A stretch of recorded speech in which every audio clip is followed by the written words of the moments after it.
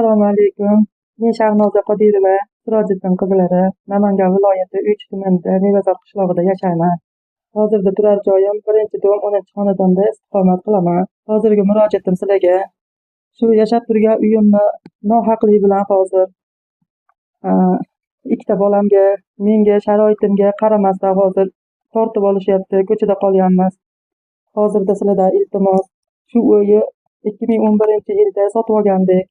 Shu 2 xona uyni hozirda qo'shnim Tursinova Matlubaxon dokumentini o'zlashtirib olib, bizni endi sudga berib chiqarib olmoqda. Hozirda endi sizlardan iltimos yordam bersani. Bu uyni 2011-yilda 300 ming so'mga sotib olgandim o'sha paytida. Hozirda 14 yildan beri shu uyda istiqomat qilamiz. Ikkita bolam bilan yashab kelamiz. Endi qo'shnim hozir sudga berdilar bizni. Sudga borsak, guvohlarim bor edi.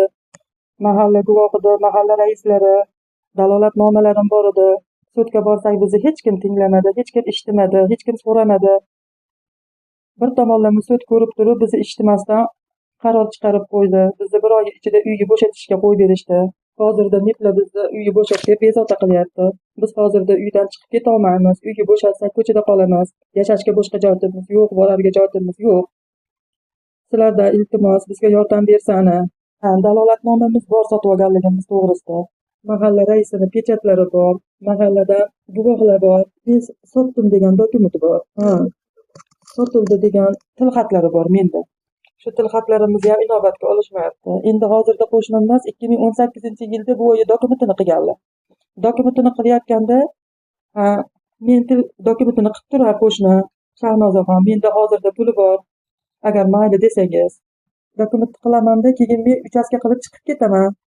Agar rozi bo'ladigan bo'lsangiz qilib turadi, o'sha paytda keyin menga uyda qancha bo'ladigan bo'lsa, o'sha uy yarmi pulini bersangiz, men uchastkamga pulni sarflayman. Singil bitta domni 2 kishiga oformeni qilib bermas ekan, dokumentini 1 kishiga qilar ekan. Shunga endi sizga ham menga ham qilib bermas ekanda, men qilib turaveray, agar rozi bo'lsangiz, mayli desangiz deyishdi. Mayli opa dedim, ular men aldamayman, aldab ketmayman, katta xotinman, xudo andaliyman singil dedilar. Xo'p deb rozi bo'ldim. Ularga ishondim men. Shuni bo'pti deb dokumentga rozilik bersam, 2019-yilda dokument qilib bo'ldilar opa. Shundayna men dokument qilayotganlarda aytganman opaga, opa dokument qilgani ham pul ketadi, yugurga. Agar mayli desangiz, ozmoz pul bersam sizga. Dokumentga ketgan rasxodga qiynalib qolasiz desam, opaga beraman desam, yo'q, hozircha pul bermay turing. Dokument qilib olaveray, men qancha ketsa. Yozib yuraman ketgan pullarni, qancha to'ladim, qayerga qancha ishlatdim, hammasini yozib yuraman-da, oxirida dokument bitgandan keyin sizga aytaman. O'sha ketgan pullarni yarmisini keyin berasiz siz. Qolganini keyin qaysilamiz uyda qolsak, o'sha chiqib ketadiganimizni rozi qilamiz.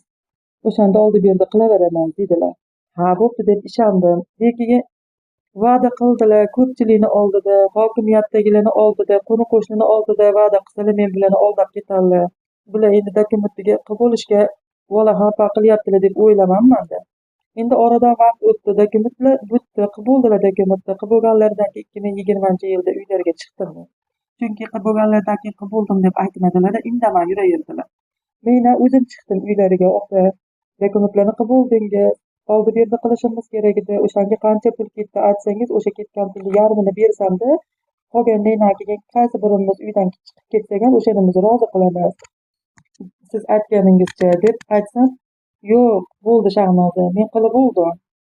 Qiynalib qildim dokumentni. O'shaning uchun dedilar, endi siz iloji yo'q, men nomimga chiqarib bo'ldim. Endi bitta uyga toping-da, uydan chiqib ketish harakatini qiling, uyga bo'shating dedilar. Dedilar, bu nima deganingiz opa? Men nimaga bo'shatar ekanman? Men pulimga sotib olganman uyni. Men sizni uyingizda yashamayotganman. Bu uy mening uyim. Chunki men sizdan sotib olmaganman bu uyni. Sizni nomingizdagi uyni ham olmaganman dedim. Chunki bu uy haqiqatdan ham u xotinning nomida bo'lmaganda men sotib olganimda.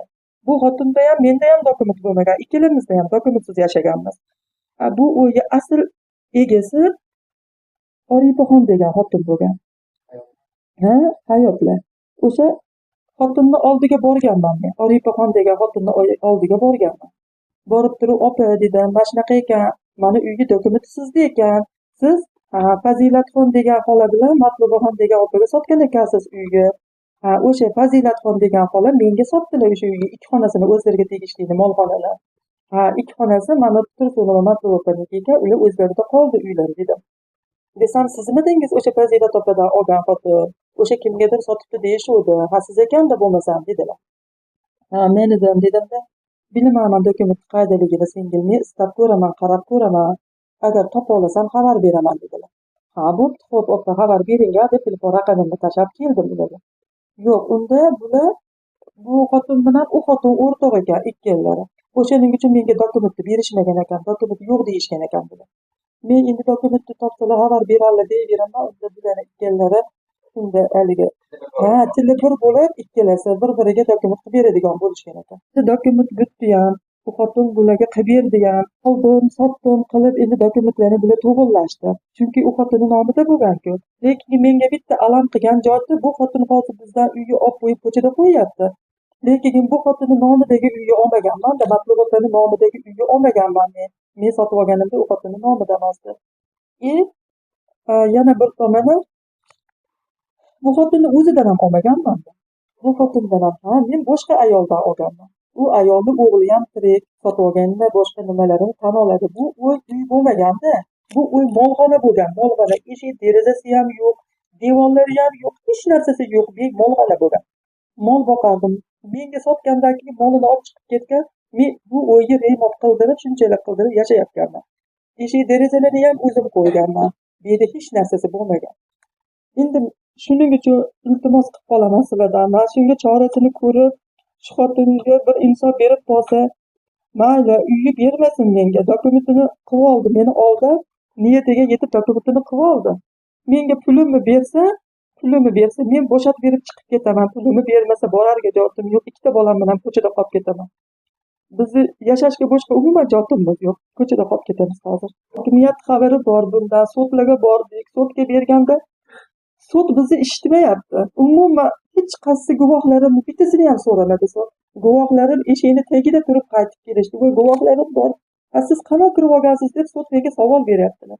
Mana meni kirib olganligim to'g'risida qog'ozim deb o'sha dalolatnomalarimni, tilxatlarimni qo'liga bersam, haligi qo'liga bergan qog'ozimni delani ichiga tiqib qo'ydida, bo'ldi, guvohlaringiz kerak bo'lsa so'raymiz deb dokument gapiradi. Dokument haqqoniy ekan, siz bo'shatib berasiz. 1 oy sizga muhlat deydi sud. Lekin qanoq kirib olganimga nimaga qiziqmaydi hech kim. Shuncha yildan bos yashaganimni nimaga so'ramaydi hech kim. Kimdir eshitish kerak-ku bizni ham, kimdir ko'rish kerak-ku. Shunga murojaat qildim sizlarga. Iltimos yordam beringlar. Bizni ham so'rani surishtiringlar. Shu go'da bolalarim bilan ko'chada qolib ketyapman. Shu qo'shnim sababli. Shu insofga kirib qolib, bizni pullarimizni bersa, mayli, uyni bo'shatib beramiz, chiqib ketamiz. Borarga joyimiz yo'q. Boquvchimiz yo'q. Bundan boshqa yashashga joyimiz yo'q. Sog'lig'im ham joyida emas. Elimda grijam bor, davolanib turaman tez-tez. Shundayam endi bolalarimni boqishim kerak deb harakat qilaman, tinmayman, ishlayman. Bolalarim yosh hali. Qayerga borsam xatoni o'zing qilgansan. O'shanda ulamashing kerak edi, dokument qilayotganda rozilik bermas kerak edi deydi. Men ham bunaqa bo'lishini bilmaganman, men ham aldanib qoldim, meni ham aldashdi.